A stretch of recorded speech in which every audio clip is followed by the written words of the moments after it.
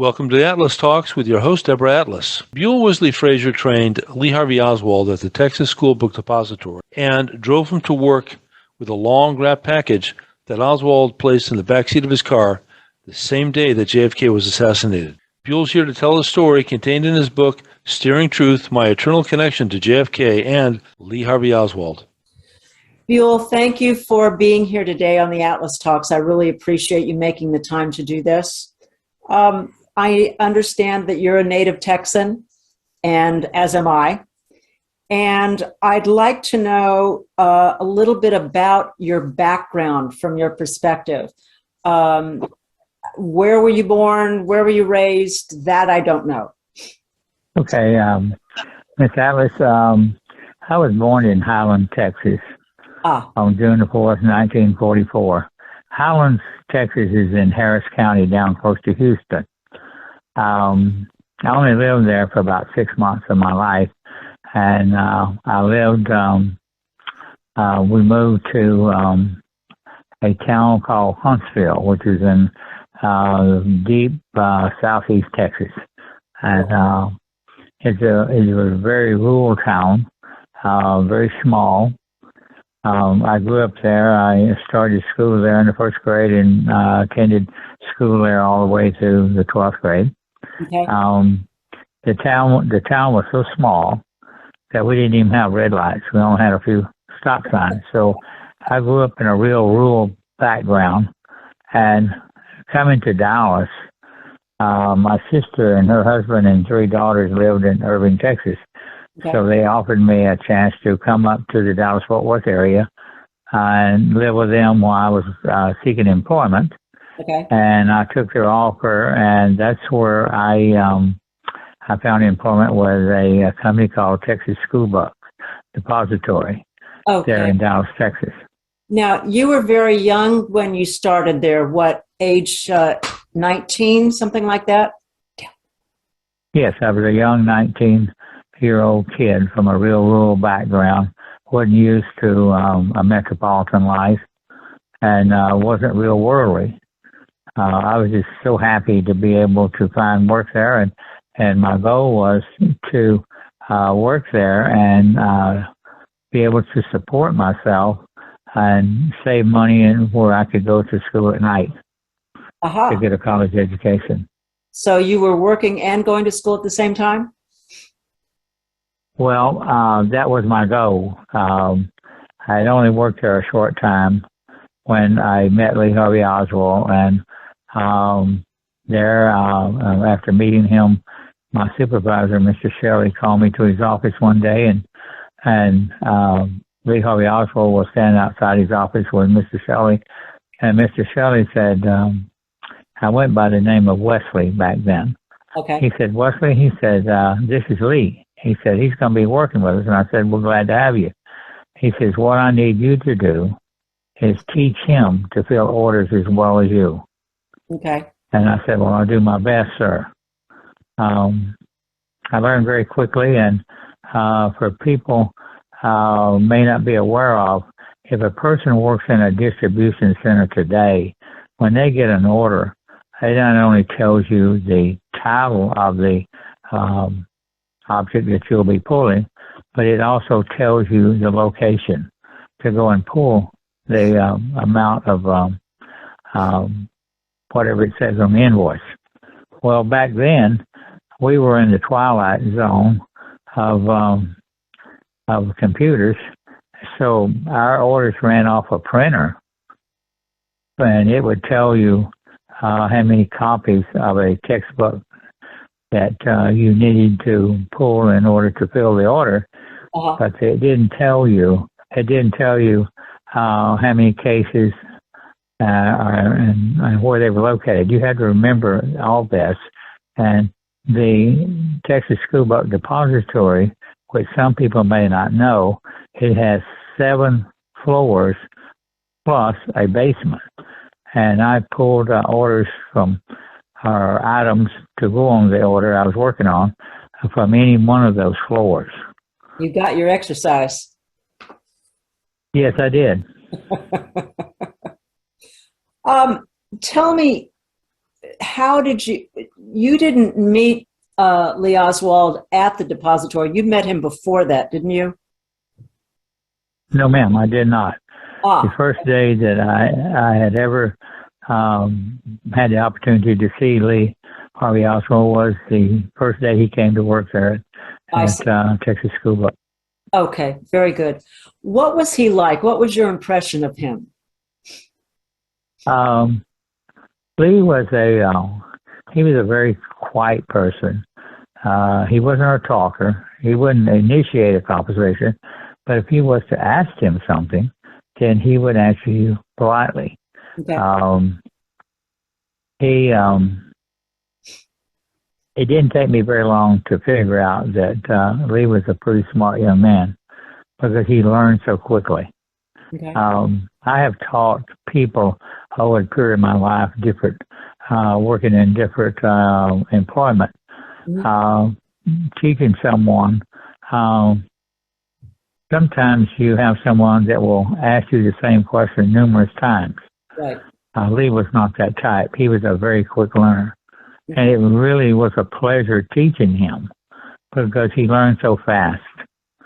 And just the way he expressed himself, I realized that this young man was pretty smart. Now, a lot of the writers back then and have since that day, they tell you about what a misfit he was, and he wasn't very bright. And here's the thing, people must remember, all these people that write these articles about Lee Oswald, they never met the man, they never talked to the man. Right. So how would you come up with a assumption of what someone is or who they are when you never met them and you never talked to them? Right. You're only reading what somebody else thinks, and that bothers me.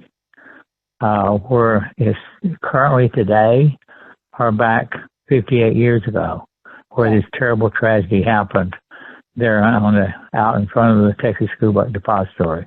That was a very tragic day for America, and I don't think we've ever recovered from that. I tend to agree with you. And also about that so much has been written about him from people who've never met him. Tell us something that we don't know. I mean, you were neighbors, at least part-time neighbors. Tell me about what we would not know and be surprised about to know. Well, here's the one thing I think some people may be surprised about. As I said only a few minutes earlier, my sister and her husband, they had 3 daughters. Okay. And they were young children and in school. Well, every Friday was a big day because sitting around the breakfast table in the mornings on Friday, one of the 3 would realize the day was Friday.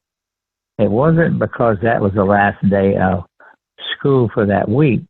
What was so important to them and they looked forward to was that they knew that Lee Oswald would come to Irving with their uncle. I would bring them out to Irving to visit his family. Okay. Well, while he was visiting his family, only a half a block away, Lee's wife and child lived with Miss Ruth Payne, and she was expecting a second child. He would play around the large oak tree in the front yard of the Ruth Payne home until people would begin to come out and tell their children it's time to come home. It's time for the evening meal. Right. Back in those days, we called the evening meal supper.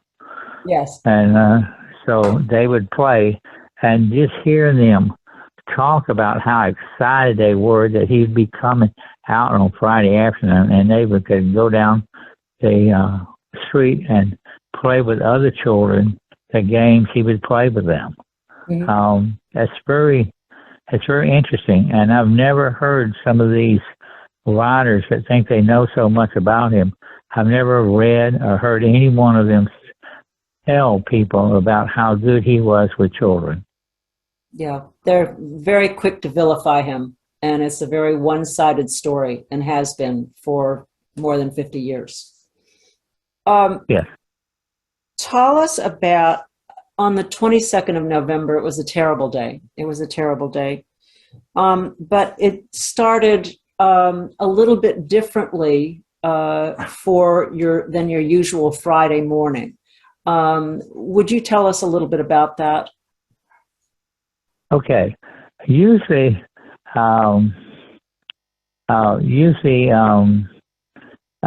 he did not ride in with me to work on Friday morning. He would ride out with me on Friday afternoon and then ride back with me on Monday morning to go back to work there at Texas Schoolbooks in Dallas. On Thursday, November the 21st, Thursday afternoon, he came up to me and he said, can I ride home with you this afternoon? I said, sure. I said, I told you anytime you want to go, just let me know. Well, a few minutes later, I was filling an order, and I looked at the date on the order. It was Thursday, November the 21st. Wow. And so I ran into him a few minutes later, and I said, he must be mistaken. I said, day's not Friday. I said, day's Thursday. He says, yes, I know that. And so he says, I need to ride home with you today. And his story was that Marina had made him some curtains for his room at a rooming house, which he lived at on Beckley Avenue in Dallas, not far from downtown, that he wanted to go out to Irving to get some curtain rods where he could hang the curtains up in his room. Well, I didn't know any better because I never had been to the rooming house where he had the room over on Beckley. I found out years later that the room that he rented there already had curtains on the windows. But that I did not know. But I told him, I said, fine. And he told me why he was going out on Thursday. And so on Friday morning was unusual. When he would ride back to Dallas with me, I would usually catch him walking down the sidewalk toward my sister and Bromo's home, or I'd pull up in front of Miss Payne's house and blow loudly on the horn, and he'd come out and get in, and we'd go to work. Well, on November the 22nd, he gets up, gets dressed, and he walks down the sidewalk a half a block to my sister's home. I parked my car outside the carport. They had a double carport, and I parked my car outside the carport. Well, he comes down the street, and he has a package with him. Well, my sister was at the sink, and she saw him walk diagonally across the street, and she knows he had a package with him, and he puts it in the back seat of my car on the passenger side. And then he comes around, and he looks in the window to see if someone had seen him. And so my mother was there. At the breakfast table with my three nieces and myself. And so she looks up, and it startles her, and she says, "Who's that man?" Yeah. And so I said, "What man?" We had several windows there in that den area. And so she said, "Over there, looking in the window." Well, I looked up and I saw who it was, and I said, "Oh, that's Lee. He works with me in Dallas."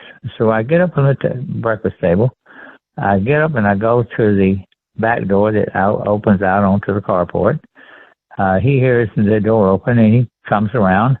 And I said, "I'm running just a few minutes late." And I said, "Would you like to come in and have a cup of coffee?" He said, "No." He said, "I'll just wait for you out here." And so I said, "Fine." So I went back, finished eating my breakfast, get up and go brush my teeth. And when I come back to the den, my sister was finishing my lunch. I always took my lunch every day. And so He sat outside the carport, so we walked together around to where my car is parked. And as we were getting in the car, I got in, was sitting down, I glanced over and I saw a package on the back seat. Mm-hmm. And I just glanced at it. I didn't look at it long and hard. I just glanced at it out of the corner of my eye. And I said, Lee, I said, what's in the package? He says, don't you remember? He said, we talked about this yesterday. He said, I'm taking curtain rods back when I go to my room at the rooming house. I can put up the curtains that Marina's made for me. I said, oh, that's right. So I never did think any more about the bag in the back of the car. Yeah. So we get to where we work, and I had to park the employees' parking lot. By the way, most of the people that work there for the different publishers, the way they got to work was they simply rode the bus. Uh-huh. I was the only employee there, and that worked in the distribution center, a warehouse. That other members I worked with had cars, but they didn't. Maybe they would drive to work, and maybe their wife or girlfriend would take the car and go for the rest of the day. Well, I had to park mine down in the employee parking lot, which was about a good 250 meters or so away from where I was employed. Okay. So we got to the parking lot and got there a few minutes earlier, and so I was trying to charge the battery up to make sure it had enough juice in the battery and my car would start when I got off. Right. So I was sitting there charging in my battery a little bit, and Lee realized what I was doing, so he gets out, gets the package, puts it under his armpit on his right arm, mm-hmm. and the rest of the other part of the package he has in his right hand. Now, he stands there a minute, and Buell, was it unusual? He stands there a minute. Was it unusual that he didn't wait for you? That he went on ahead? Yes, it is. That's a good question. Because usually when he would ride out with me and ride back, we always walked up to the building together. Mm-hmm. But this morning he did not walk. He did not wait on me. He walked ahead of me. And since we were early, I didn't see any reason to catch up with him because we had to walk across these tracks. There's a big rail switching yard between the parking lot where I parked my car and where I worked. Uh-huh. So since I was a child, I was always fascinated by trains. And so I was busy watching them switch the cars back and forth, trying to make up a bunch of cars together. So as I looked up, and I was nearing the depository, I saw him walk up the steps to the back loading dock.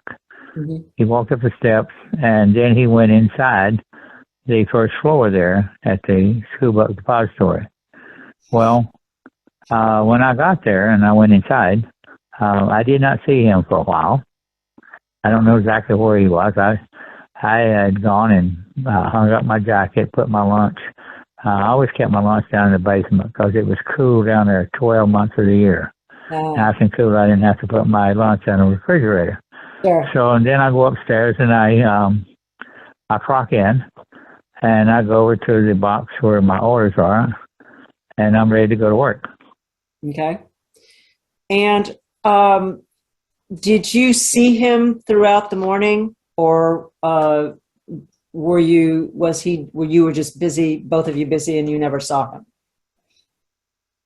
Well, no, I did see him. I saw him several times. Okay. And by that time, I didn't say earlier, when he first started to work there, he was everywhere I was for about the first 3 or 4 days. Okay. Watching and learning how to fill the orders. But by this time, November the 22nd, he had learned quite a bit, and he could fill orders by himself. Now, if he And he knew this. If he ran into a problem that he didn't know the answer to, then he would come find me, and then I would go over the invoice with him and show him where the book was. Okay.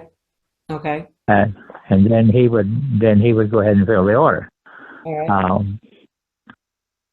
Now, And then Friday, that was the last day of the week, and so it was busy, and our goal was that we tried to ship everything that came off the printer that day by a certain time.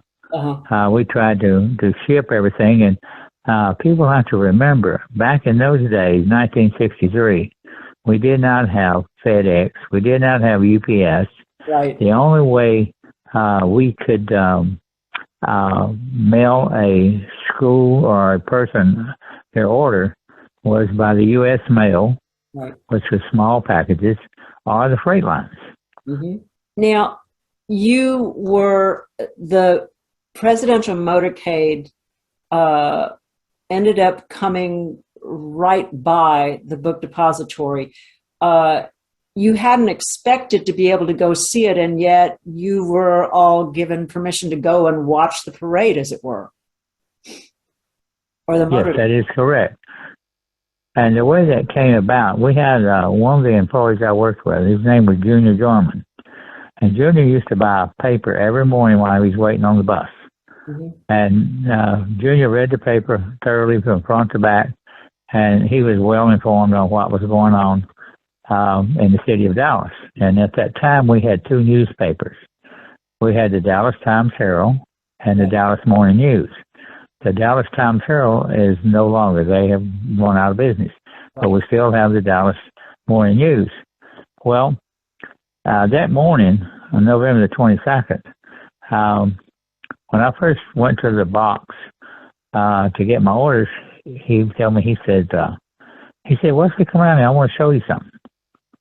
And I told him, I said, not now, Junior. I said, look at these orders I got to fill. I had a big handful of orders. I said, I got to get these filled, and we got to get them packed and shipped today. And so after about my second or third trip back to the box, because Mr. Shelley would come and put the orders in the box as they ran off the printer. Yeah. And so he said, Wesley, he said, I got to show you something. So I said, all right, Junior. I said, what is it so important you want to show me? Well, he shows me, there is a diagram in the paper, that the presidential motorcade was going to come by the Texas Schoolbook Depository, right out in front of where we were employed. Mm-hmm. So he asked me, he said, do you think we're going to be able to go out and watch the parade? And I looked at him, I said, Junior, I don't know. I said, I just work here. I said, I'm not a supervisor or anything. I said, so after a little while, I realized how important that was to Junior. Yeah. And you stop and think about it. How many times in your life you have an opportunity to go out and see a presidential motorcade? Yeah. I've only seen one in my lifetime, and that was the one in 1963 on November the 22nd. Mm-hmm. I've never had the opportunity to see another. So I went and asked Mr. Shelley, my supervisor, and he says, I don't know. I'll have to check with Mr. Truly, which was Mr. Shelley's superior, boss. Mm-hmm. And Mr. Shelley asked Mr. Truly, and then Mr. Truly told Mr. Shelley, he says, I'm going to have to go up and see Mr. Kaysen. We had a lot of different publishers in that building at that time, but Mr. Kaysen was everyone's boss. Uh-huh. And so they had gone and asked him, and so sometime later, Mr. Truly told Mr. Shelley that yes, we'd be able to go out and watch the presidential motorcade if we so wished. And so once he told me that, I went around and told Junior. Well, Junior, he told all the other employees, and everybody was just happy. Well, I was just a real young, rural kid at 19 years old. And when I would go back and forth to work, I would listen to the radio. Yeah. I was into music and the different recording artists, trying to find out what songs they were coming out and how well they were doing. And so I didn't read the paper a lot.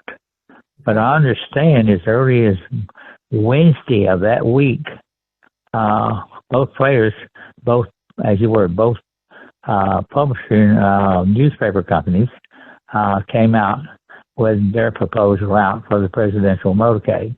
Uh-huh. And so I really didn't learn of this until November the 22nd, because Okay. I had not picked up a newspaper and had not read one. Okay. But my friend Junior Garman, he always kept me informed of what was going on. Okay. Buell, let's jump ahead a little bit. You went out to watch the motorcade, and you saw the car turn in front of the book depository or just around the corner from it. And tell me about your impressions and what you saw and what you heard. Okay, you mean while I was out watching the presidential motorcade? Yes. Okay, well, there was different people from the publishing offices on the front steps that you would walk up to come into the front part of the Texas Schoolbook Depository. Okay. And they were all standing there. So I got out there, and there was already quite a few people there. And Mr. Shelley was there, and Billy Lovelady was there. He's the person in Elkins photo, the one down on the very bottom of the front steps. Looks like he's holding up the wall. Yeah. And that's the picture that some people say that's Lee Oswald. Well, that is not true. That was Billy Lovelady. Okay. So we were standing there and waiting for the presidential motorcade to come by. And, of course, when they turned off of Main Street onto Houston Street, the presidential motorcade was being led by a group of police officers on motorcycles. Mm-hmm. And at that time, when they were on Houston Street, they were cutting their motorcycles on and off and making them backfire. And so when they made that, had to slow down to make that sharp left-hand turn onto Elm, I said to the lady next to me, Sarah Stanton, I said, "Look at Jackie, how beautiful she is." And the thing is, back in those days, we had two publications, a Life magazine and a Look magazine. Right. Those photographers back then were fantastic. They didn't have near the equipment that a photographer has today or the technology. Yeah. But seeing their pictures in magazines is almost gave you, you had the idea or the impression that you actually knew them. Mm. And that's what meant so much to me, how much they looked like the photos that I had seen in the magazines. Yes. And, of course, they stand on the very top step. When they passed by, it wasn't long after they passed by and went out of sight, I heard this loud noise. At first, I thought it was a motorcycle backfire because the policemen were doing that. All of them were doing it. Yeah. And so I just assumed, I don't like to use the word assume, but I thought that's what it was. Yeah. And then shortly after that, then there was two more sounds, but it was closer together. Second and third round of shots were much closer than the first one. And for someone that has never been to Dallas, Texas in November in the fall of the year when it's cold and the wind is swirling, and someone has to remember Dealey Plaza is closed on, boxed in on three sides and open on one. Yeah. So therefore you can get the same effect as if you're in a canyon and you would holler and you could hear yourself echo back and forth. So it's distorted. It gets distorted then. And so some people would tell you there were more shots than three, but that's all they recorded. That's all they say that actually happened was three. Yeah. Well, the time the second and third shots were fired, growing up in the country and loving to hunt, I realized that what I was hearing then was not motorcycle backfire, but actually someone shooting some type of firearm. Wow. Wow. What happened, the crowd after that? Did people respond right away to what they heard?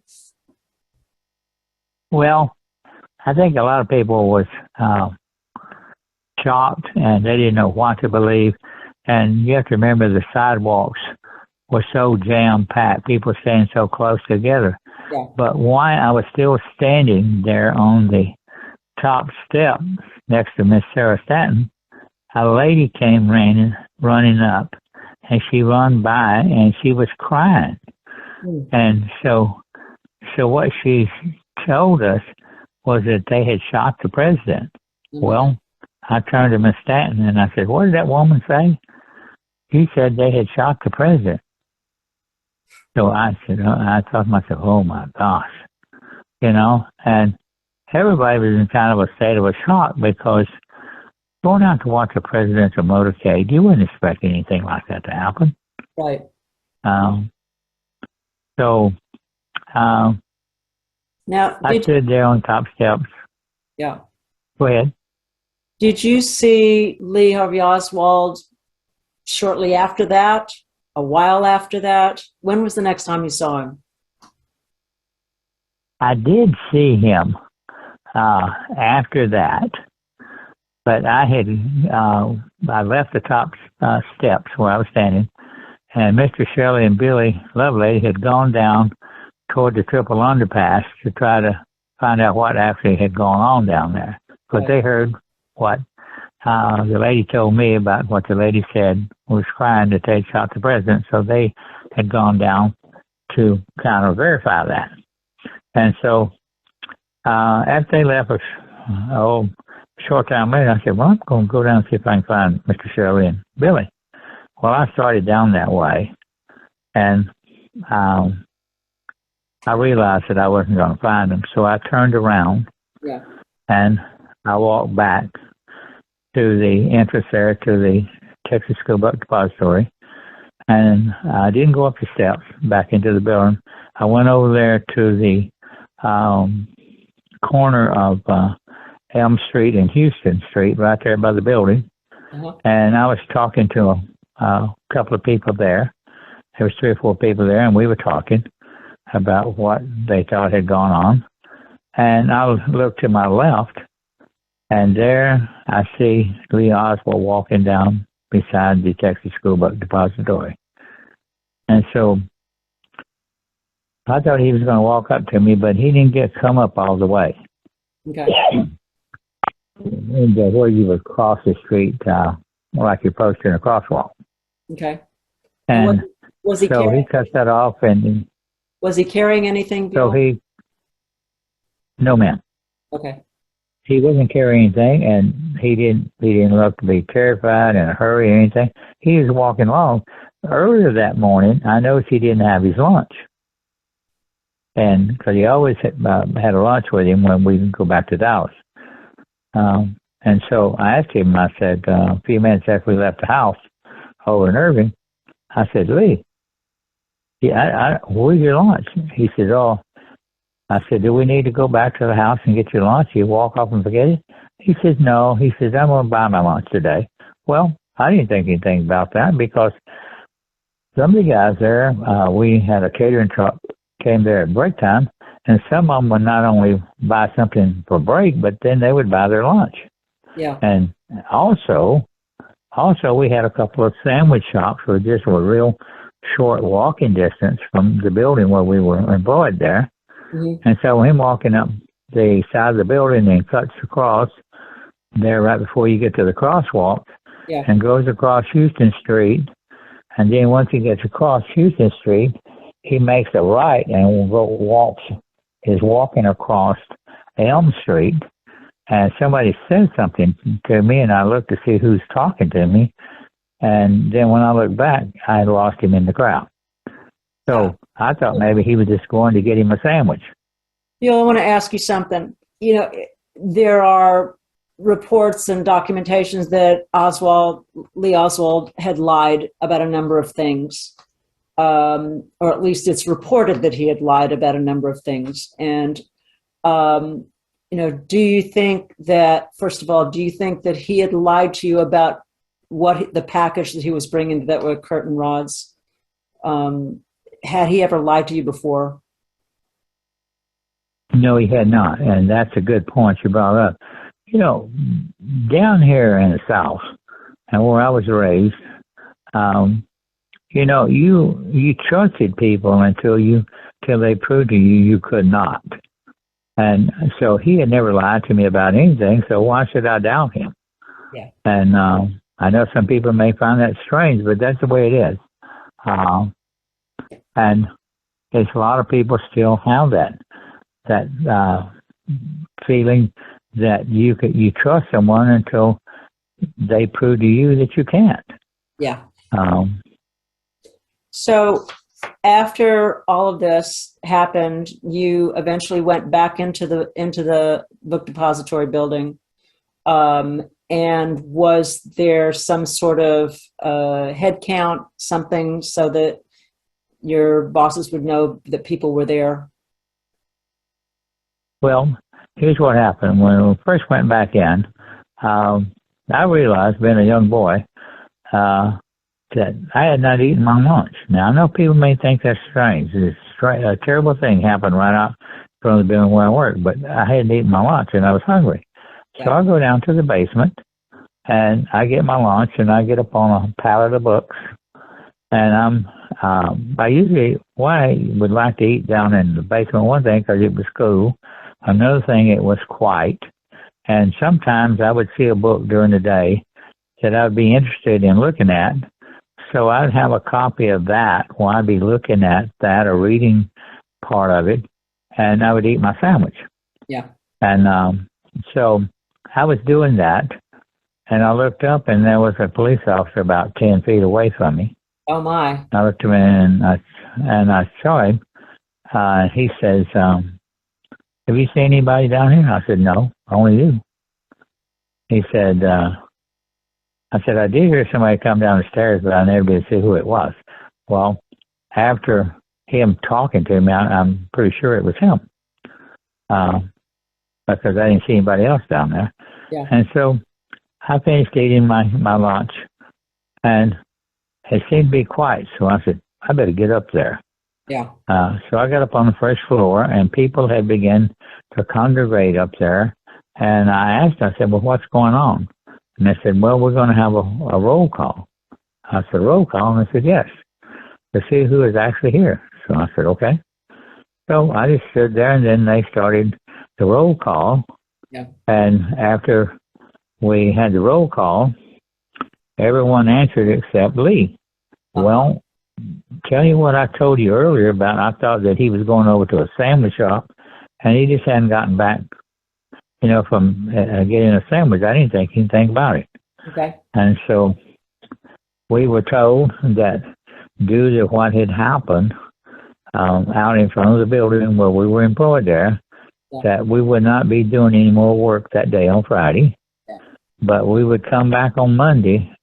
We would resume normal activities. Right.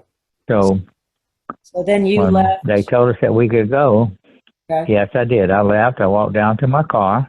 Okay. I got in my car, and I started out to Irving. Okay. And where did you go next? And what happened after that?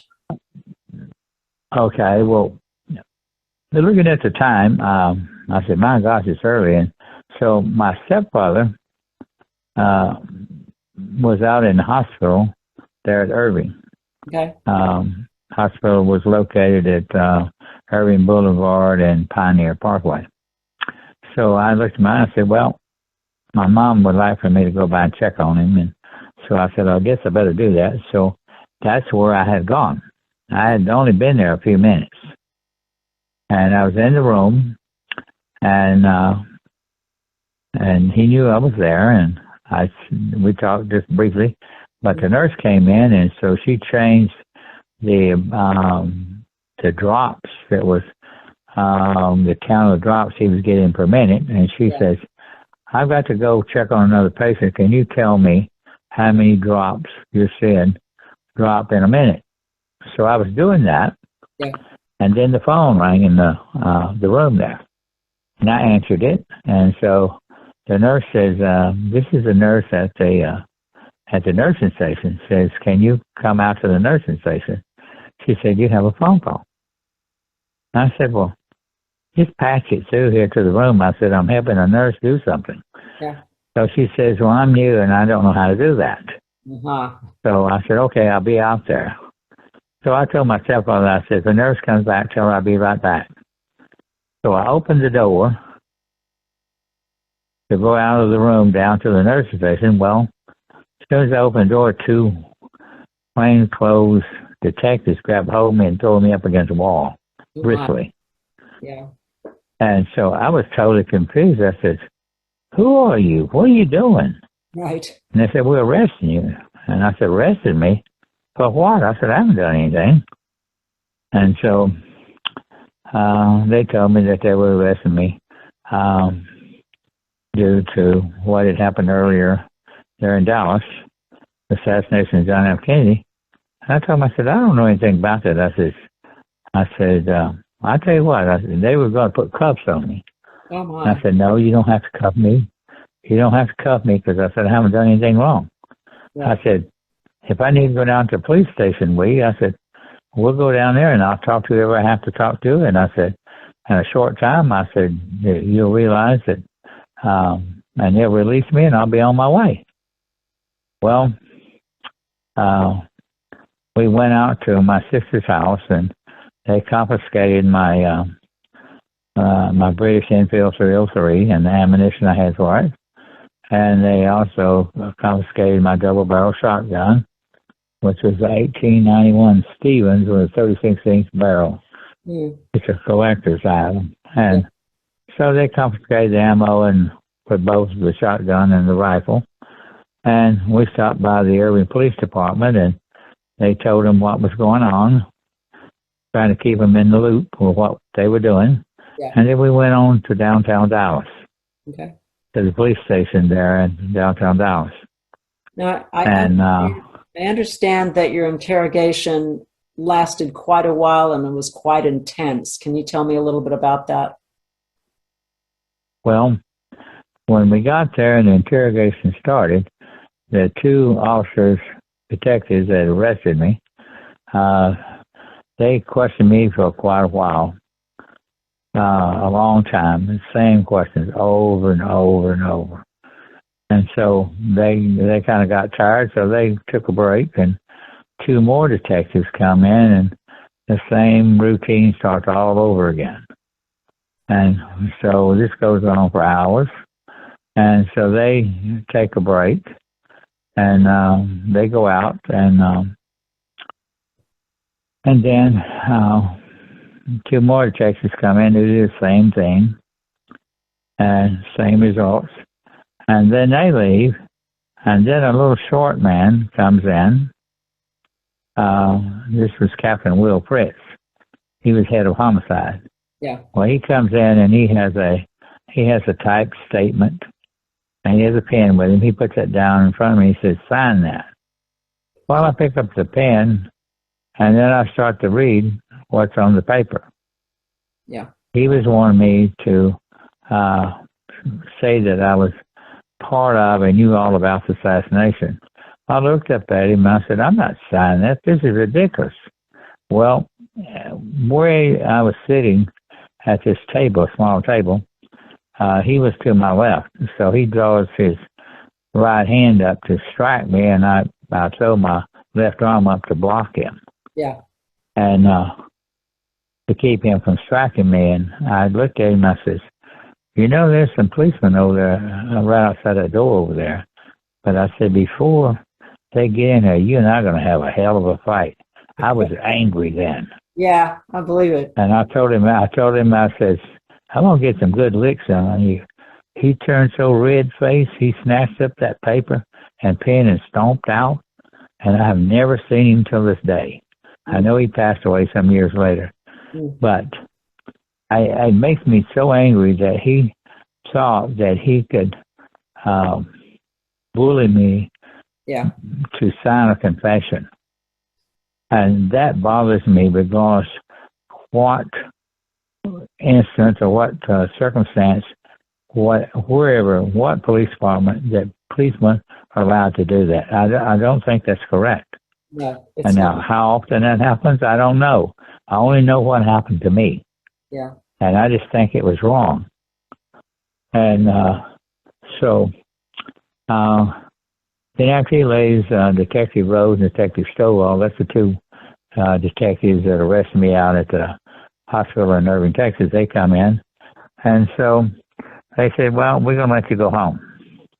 Well, my sister was down there, Miss Lane Randall, and so they get my sister and I, and so we start out going toward Irving on Airport Freeway, which was back then 183, and still some people still call it 183, but it's Airport Freeway today. Right. And we were going out toward Irving, and we got out to about Inwood and Mockingbird, and then they got a call, told them to bring me back. Oh my! Well, when we got back, I said, I wonder what they're going to do now. That's what I was asking myself. Yeah. Well, they did a mug shot. They fingerprinted me. They did they gave me a lie detector test. Oh my God! Polygraph test, and so the time all this is, we're into the early morning hours of Saturday, November the 23rd. So after all that, then they decide to let me go home. Wow. Well, these same two detectives, they take us, they drive my sister and I out to where my car was parked at the hospital. Yeah. And I get out of the car and I open the door and I notice the back seat of my car is all, been torn out and all like that. And I turned to one of the detectives. I said, hey, what's going on here? I said, somebody's been in my car. He says, oh, yes. He said, we forgot to tell you, we searched your vehicle before we came in to arrest you. That's astonishing. The thing that I tell people, when our forefathers developed the judicial system, a person was innocent until proven guilty. Nowadays, in 2021, you're guilty until proven innocent. Yeah, too many times. I just don't. I think our founding forefathers would be very upset with our judicial system, the way it's being worked. Do you think that this experience and the intensity of it has had a lasting effect on your life, but also not only on your life, but on your perspective and how you view life? Yes, it has.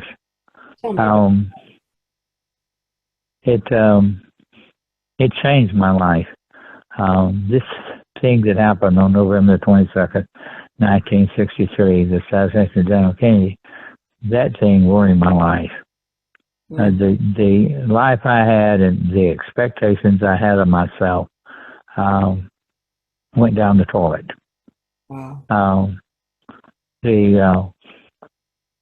The way I looked at myself, knowing that a lot of people thought I was guilty, and I never told what I actually knew. Well, I tried to help the police as much as I could.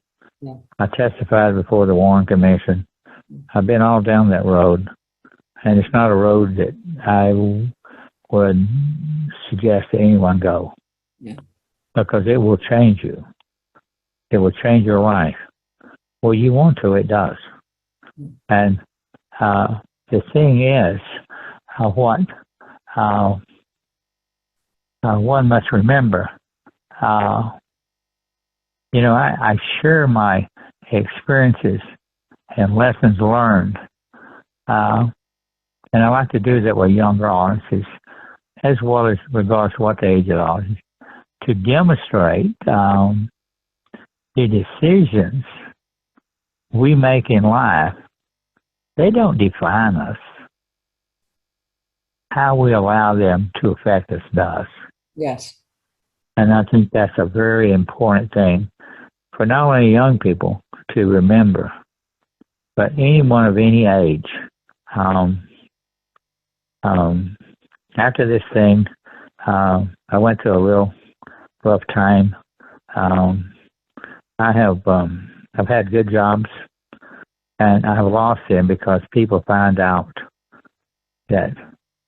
about me.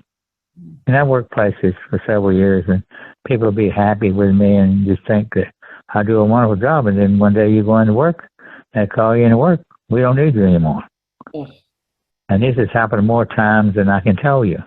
Oh my. So after the last time that happened to me, back in 1973, the fall of 1973, I decided right then and there that I wasn't going to try to apply for the good jobs, the jobs where I could benefit myself as well as my family and prepare and provide for them.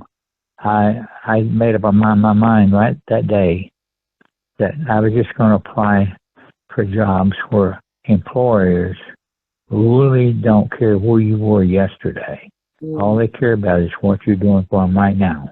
Yeah.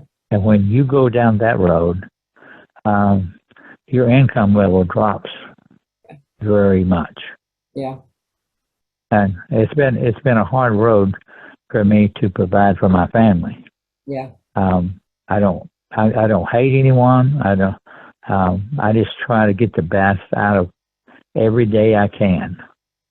And I know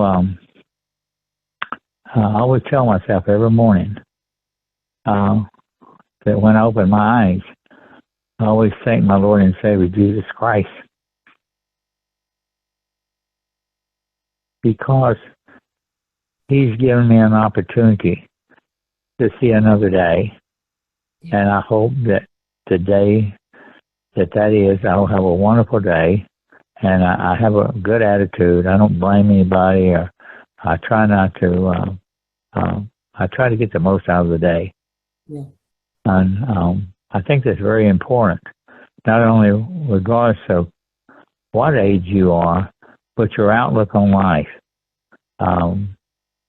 It's the old saying, life isn't exactly fair all the time. No. But the hand you dealt, you have to learn how to play that and take care of yourself as well as your family. Yeah. And I think that's what I have done. And then one day I was riding along, and I got to thinking, I said, how does people perceive me or who I am?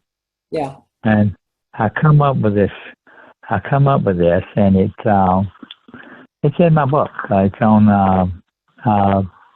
let's see, I think it's on page, page 8. And I come up with this saying. Some say I'm just an old man with an achy, breaky heart, just strolling through the day and don't know where to start. But you see, it's going to be okay, because I have God with me today. Now, I know some people may laugh at me about that, and my thoughts about when I open my eyes in the morning, every morning I have a chance for another day. And what is exciting about tomorrow for me is to see what tomorrow will bring. And I always try to think positive. Yes. Now my hair has turned gray now, and I have to wear glasses sometimes to read things. Uh-huh. But